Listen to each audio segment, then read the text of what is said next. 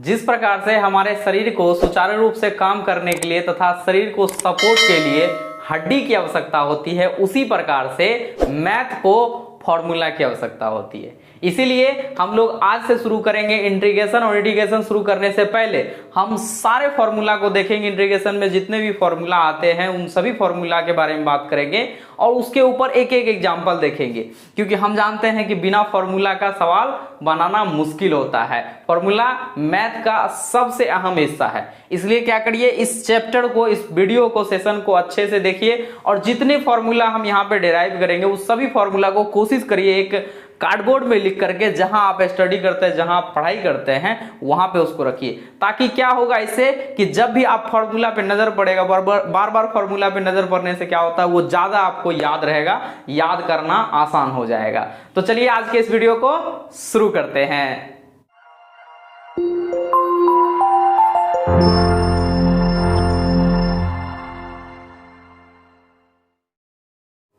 तो फॉर्मूला में आगे बढ़ने से पहले हम ये बात जान लेते हैं कि जो समाकलन होता है वो अवकलन का जस्ट अपोजिट होता है, रेसिप्रोकल होता है। इसीलिए हम यहाँ पे क्या कर रहे हैं, कंपेयर करके बता रहे हैं।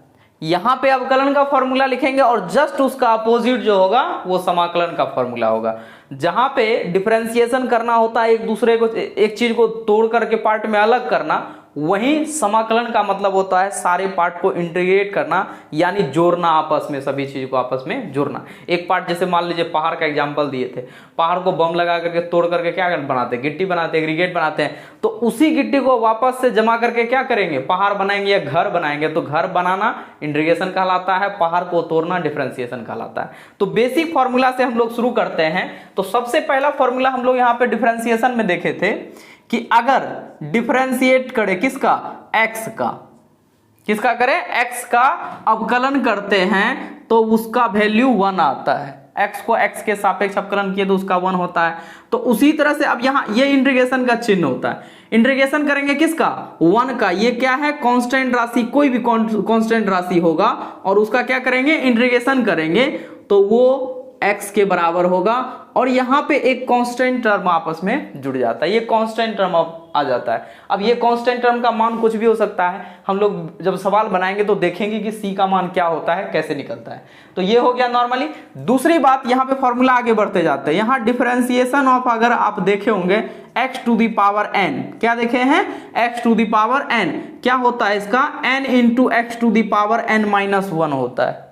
क्लियर है। इसको अगर इंटीग्रेट करें, यानी x का पावर अगर n आपको कहीं दिखे, इसका इंटीग्रेशन करना हो तो ये हो जाता है x to the power n plus 1 upon n plus 1, n plus 1 और कोई कांस्टेंट राशि c। यहां क्या किए हैं, n के पावर में 1 घटाए हैं ना, तो ये क्या हो रहा है, तोड़ना हो रहा है। और यहाँ पे हम क्या कर रहे हैं, n प्लस 1 कर रहे हैं, यानी पार्ट को आपस में वहां पे क्या कर रहे हैं, जोड़ रहे हैं, इंटीग्रेट कर रहे हैं। उसी तरह से आगे बढ़ते जाते हैं। अब यहां से त्रिकोणमितीय फलन को लेते हैं। त्रिकोणमितीय फलन में सबसे पहला फंक्शन देखे हम लोग, साइन एक्स का डिफरेंशिएशन। साइन एक्स का डिफरेंशिएशन क्या होता है, कॉस एक्स होता है। तो यहां पे अगर हम इसको इंटीग्रेट करें तो कॉस एक्स का इंटीग्रेशन क्या हो जाएगा, साइन एक्स होगा, साइन एक्स और प्लस कांस्टेंट राशि c। उसी तरह से बढ़ते जाइए, डिफरेंशिएशन ऑफ हम देखें यहाँ पे कॉस एक्स, कॉस एक्स का डिफरेंशिएशन देखें क्या होता है, माइनस साइन एक्स। अब यहां पे अगर आपको पूछेगा सिर्फ साइन एक्स का, तो साइन एक्स का क्या हो जाएगा, साइन में माइनस लगा हुआ है ना, तो माइनस इधर चला आएगा, यानी कॉस में माइनस लग जाएगा। इसका फॉर्मूला होता है माइनस कॉस एक्स प्लस सी। उसी तरह से आगे बढ़ते चलते हैं। ये उसके बाद हम यहाँ पे देखें टेन एक्स। टेन एक्स का डिफरेंशिएशन क्या होता है, तो ये होता है सेक स्क्वायर एक्स के रूप में। अगर यहाँ पे आपको बोला जाएगा कि इंटीग्रेशन करना है किसका, सेक स्क्वायर एक्स का, तो यहाँ पे dx लगाएंगे और ये इसका इंटीग्रेशन क्या होगा, इसका जस्ट अपोजिट टेन के रूप में, क्योंकि ये किसका डिफरेंशिएशन है, टेन का, तो अपोजिट में चला जाएगा। उसी तरह से यहाँ पे नेक्स्ट बात करते हैं हम लोग डिफरेंशिएशन ऑफ किसका, कॉट एक्स का। तो इसका होता है माइनस कॉसेक स्क्वायर एक्स। अब यहाँ पे अगर इंटीग्रेशन बोलेगा किसका, कोसेक स्क्वायर एक्स का, तो आप इसको क्या बोलिएगा, माइनस, क्योंकि माइनस इसमें चला आएगा, तो ये हो जाएगा minus cot x plus constant राशि सी। उसी तरह से हम लोग आगे बढ़ते हैं। अगर यहाँ पे बोला जाएगा कि डिफरेंशिएशन ऑफ, यहाँ पे सेक एक्स का डिफरेंशिएशन क्या होता है, तो ये होता है sec x into tan x के रूप में। अगर इंटीग्रेशन यहाँ पे बोलेगा किसका, sec x into tan x का निकालने के लिए, तो ये क्या हो जाएगा, ये हो जाएगा सेक एक्स प्लस कांस्टेंट राशि सी। नेक्स्ट बात करते हैं यहाँ पे डिफरेंशिएशन ऑफ कॉसेक एक्स का। कॉसेक एक्स का क्या होता है, minus cosec x into cot x के रूप में। इसी रूप में अगर हमको यहाँ पे इसका इंटीग्रेशन निकालना होगा तो जस्ट क्या हो जाएगा, अपोजिट हो जाएगा कोसेक का। यानी अगर हमको निकालना हो cosec x into cot x का इंटीग्रेशन, तो वो क्या हो जाएगा, इसमें माइनस नहीं लगा हुआ है तो माइनस उसमें लग जाएगा, यानी ये हो जाएगा माइनस कॉसेक एक्स प्लस कोई कांस्टेंट राशि सी। तो ये हो गया त्रिकोणमितीय फलन। उसके बाद हम लोग एक्सपोनेंशियल फंक्शन यानी ई टू दी पावर एक्स का डिफरेंशिएशन देखे थे। ये क्या होता है, ई टू दी पावर एक्स के रूप में ही होता है। तो अगर यहाँ पे e to the power x का इंटीग्रेशन भी बोलेगा तो वो ई टू दी पावर एक्स के रूप में ही होगा और कांस्टेंट राशि सी होगा। कांस्टेंट राशि ये क्यों आ रहा है, जैसे कि नॉर्मली अगर बात करें यहाँ पे कि अगर यहाँ पे इस रूप में लिखा हो, जैसे कि मान लीजिए e to the power x plus 1 के रूप में लिखा हुआ है, तो इसको डिफरेंशिएट करेंगे तो क्या होगा, e to the power x होगा, 1 का डिफरेंशिएशन 0 में चला जाएगा। तो इस चीज को अगर हम यहाँ से वापस लाना चाहते हैं तो ये तो 1 नहीं आएगा, नॉर्मली अब सिर्फ ई टू दी पावर एक्स आएगा, 1 तो नहीं आएगा। तो इसी 1 को लाने के लिए यहाँ पे एक कांस्टेंट राशि सी रखी जाती है, जिसके वजह से ये 1 होगा तो 1 आएगा, 2 रहेगा तो उसको सॉल्व करेंगे तो हमारा ये सी का वैल्यू आ जाएगा। तो मान लीजिए अगर ऐसा हो तो हम इसको क्या करेंगे, e to the power x into d x करेंगे, तो ये e to the power x होगा और ये सी होगा। सी यहाँ पे क्या आएगा, जो भी कांस्टेंट टर्म इसमें छिपा हुआ था उसका मान आ जाएगा। तो इसके जगह पे एक ऐसा टर्म हो सकता है, जैसे कि यहाँ देखिए ई टू दी पावर ऐसा भी हो सकता है कि ए एक्स प्लस बी के रूप में हो। ठीक है, ई टू दी पावर ये क्या है, एक समीकरण है, यहाँ पे कोई बहुपद के रूप में होगा। मान लीजिए यहाँ पे 7x प्लस 9 हो या 3x स्क्वायर प्लस 2 हो, तो इसका जो होगा वापस से डिफरेंशिएशन करते हैं, ई टू दी पावर एक्स का होगा, उसके बाद फिर उस बहुपद का होगा, यानी इसका डिफरेंशिएशन करेंगे तो e to the power a x plus b होगा, और इसका डिफरेंशिएशन करेंगे तो यहाँ पे क्या होगा, ए होगा। इसमें जस्ट अगर यहाँ पे इंटीग्रेशन में बोला जाए कि यहाँ पे e to the power a x plus b है, क्लियर है, और इसका क्या करना है, इंटीग्रेशन करना है, तो याद रखिएगा जो इसका गुना आता है डिफरेंशिएशन करने पर वो इसमें गुना होता है, लेकिन इंटीग्रेशन में क्या होगा, इसका जस्ट अपोजिट भाग लग जाएगा। यहाँ देखिए इसका फॉर्मूला होगा e to the power a x plus b, क्योंकि e to the power x का तो इंटीग्रेशन भी वही होगा, लेकिन इसके जो गुना जो होंगे, इसके जो डिफरेंशिएशन करके आएगा, यानी इसका डिफरेंशिएशन करेंगे तो ए आएगा, इस ए से भाग लग जाएगा इसमें। ठीक है, उसी तरह से जैसे अगर बात करें यहाँ पे डिफरेंशिएशन ऐसा हो कि sine a x plus B हो, कोई बहुपद है ये, तो बहुपद है तो इसका डिफरेंशिएशन करेंगे तो पहले साइन का डिफरेंशिएशन होगा तो cos A x plus B के रूप में आएगा। ठीक है, उसके बाद ए एक्स प्लस बी का भी डिफरेंशिएशन करेंगे तो ए एक्स प्लस बी का डिफरेंशिएशन क्या होगा, ए होगा, यानी यहाँ पे ए होगा।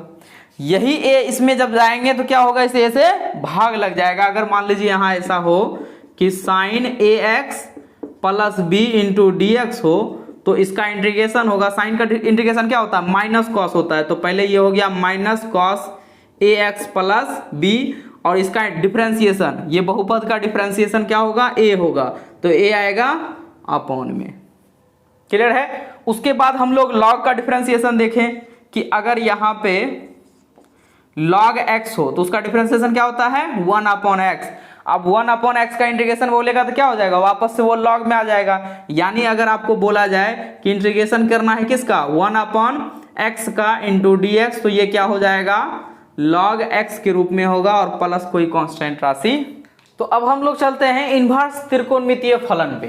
तो इन्वर्स में अगर यहाँ पे याद हो आपको कि अगर यहाँ पे साइन इनवर्स x का डिफरेंशिएशन करते हैं तो क्या होता है, 1 upon under root 1 minus x square.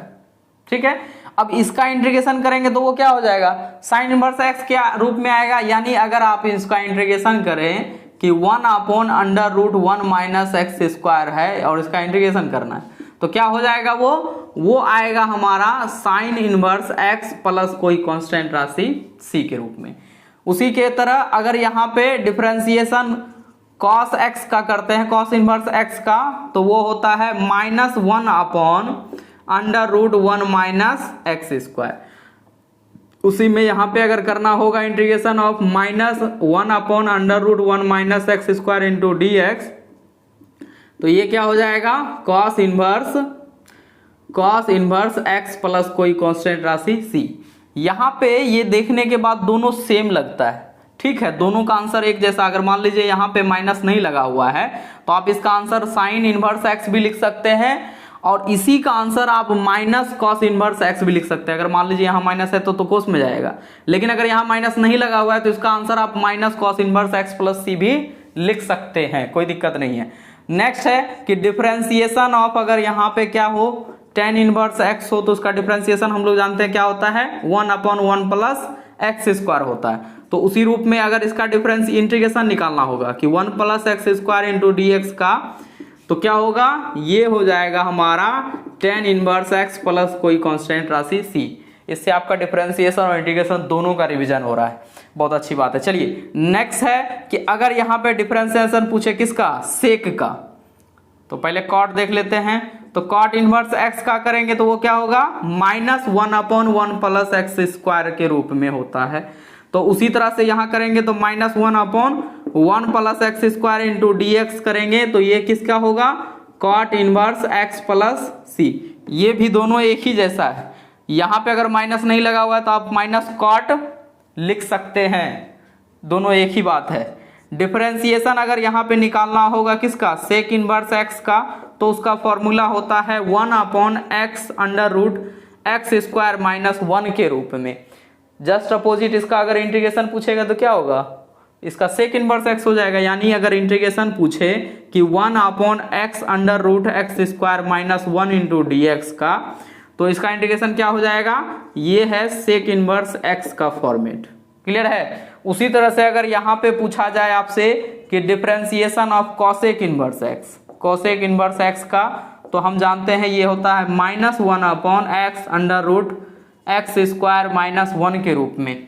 और ये भी अगर पूछेगा तो यहाँ पे माइनस लगाए हुए हैं under root x square minus 1 into d x, और ये भी दोनों सेम है, माइनस प्लस का ही फर्क है, माइनस नहीं रहेगा तो आप इसको minus cosec inverse x plus c के रूप में लिख सकते हैं। तो इसके अलावा भी बहुत सारे फॉर्मूला है जो कि इंपॉर्टेंट है। यहाँ पे कुछ और फॉर्मूला हम लोग एग्जाम्पल के रूप में देख रहे हैं, जैसे कि मान लीजिए अगर यहाँ पे ऐसा हो कि इंटीग्रेशन पूछे आपसे 1 upon x square minus a square into d x के रूप में, तो इसका इंटीग्रेशन अगर आप करना चाहते हैं तो इसका इंटीग्रेशन का फॉर्मूला होता है 1 upon 2a into log x minus a upon x plus a, और यहाँ पे प्लस कोई कांस्टेंट राशि c। ठीक है, ये इसका फॉर्मूला होता है। अगर मान लीजिए इसी को हम यहाँ पे ऐसा लिख दें, यानी इसको रूट में लिखा जाए, अंडर रूट लिख दें कि x square minus a square हो, तो क्या होगा, तो इसका फॉर्मूला हो जाता है, ये होता है log x plus under root x square minus a square plus कोई कांस्टेंट राशि c। क्लियर है। इस रूप का जो फॉर्मूला आएगा, इस सवाल जो आएंगे इसके ऊपर, वो आपको देखने को मिलेगा 7.3 में 7.4 में। ठीक है, लेकिन फिलहाल हम लोग देख लेते हैं फॉर्मूला और कुछ एग्जांपल देख लेंगे।